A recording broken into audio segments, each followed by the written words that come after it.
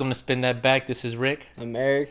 And this is our review of Ex Machina, the brand new sci-fi flick written and directed by Alex Garland. It stars Donald Gleason, Oscar Isaac, and Alicia Vikander. Donald Gleason plays this guy named Caleb, and we see him win a sort of lottery right at the beginning of the movie. The winner of this lottery, which is from all the employees at this company called Blue Book.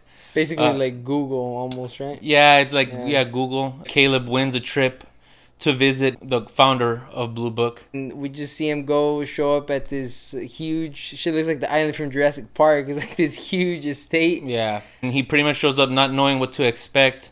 And as he's there, he has to sign over an NDA where he won't disclose anything of what he sees. He comes to find out that this guy Nathan has created an artificial intelligence in the form of Ava, played by Alicia Vikander. One thing leads to another, and it all starts to go downhill from there pretty much. I'm a huge sci-fi fan. I've always liked science fiction. Actually just rewatched Blade Runner. It deals with a lot of the same topics, with like artificial intelligence and man playing God, trying to create life, artificial life, the possible outcomes of that, whether it be good or bad. It's a feature that I guess it's very like something that we can actually picture being real. Caleb is conducting this Turing test on Ava to determine being programmable or something that can act on its own, basically. What are some of the things that you liked about it? Definitely the directing of the debut effort by Alex Garland. He'd previously written, mostly known as a writer for he wrote 28 Days Later. And Sunshine, which I just saw actually yesterday. For it being a debut,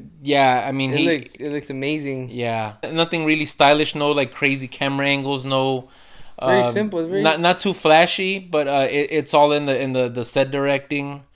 The art direction is awesome. The visual effects looks real. That all comes from the performances. I mean, it's really pretty much these three actors carrying the movie, and I don't think the movie would be as strong without their performances. They were all really good. I really liked Oscar Isaac in it too. Yeah, because it's really cool because you as you start watching the film, eventually you start finding out that there's a lot more behind it. We find out that Nathan might not be someone that Caleb can trust. It does really turn into a mind game between all these three characters. Yeah. It's like, from what I read in an interview with Alex Garland, he said that he wanted this alpha male sort of, which is what Nathan plays, and then Caleb, which is sort of a beta male, I guess you want to say, and they have these two sort of different personality types clashing. Nathan observes Caleb as he interacts with Ava. There's these things that happen, and you sort of don't know what Nathan's watching or what he's not watching, where Caleb is at, and how forthright and honest he's being with him as he interacts with Ava. The whole time he's trying to figure out if she's programmed or if she's really acting on her own. So he doesn't know if some of these questions or answers that she gives him are programmed, or if it's really her thinking on her own and asking these questions and trying to figure out what's going on. Her is sort of plays off the same thing about artificial intelligence and how it interacts with humans. At first it makes it seem like he's testing how Ava interacts with him, but then it becomes how Caleb interacts with Ava. Mm-hmm. It does bring up the question about how advanced should artificial intelligence get, or how far will it go. You see how, at least to a certain extent, how Ava came to be and how Nathan thought her up. There's actually a lot more humor in the movie than I thought there was going to be. I thought it was pretty funny. Oscar Isaac's character was funny. He was really good. The budget was relatively small. I think it was only about $13 million from what I heard. But man, they were able to squeeze a lot out with that money. Yeah. It looks amazing. Were there any things we didn't like about the movie?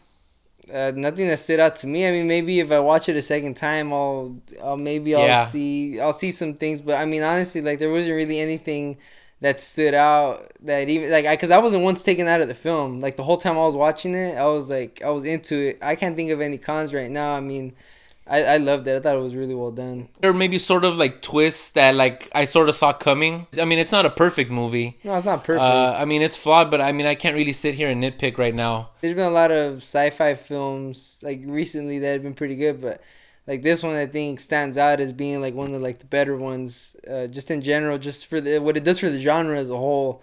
just the way it was executed, the way it was directed, the themes that were presented, and then with the budget that they had and what they were able to accomplish, it takes it a step forward. Yeah, it's just a really well made movie. Yeah. You know, you can see the effort that went into it. Just a very well done movie overall. But if you're into science fiction, or if you're into the whole artificial intelligence thing intrigues you, I mean, this is definitely a movie that, you know, you'll enjoy watching, and I think one that'll stand out by the end of the year. As far as our rating goes, what are we gonna give this here?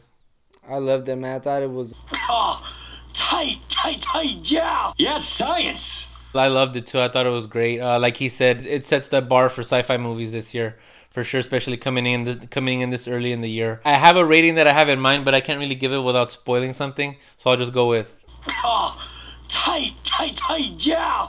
Let us know in the comments. Like, subscribe, give us your own feedback, and we'll catch you on the next one.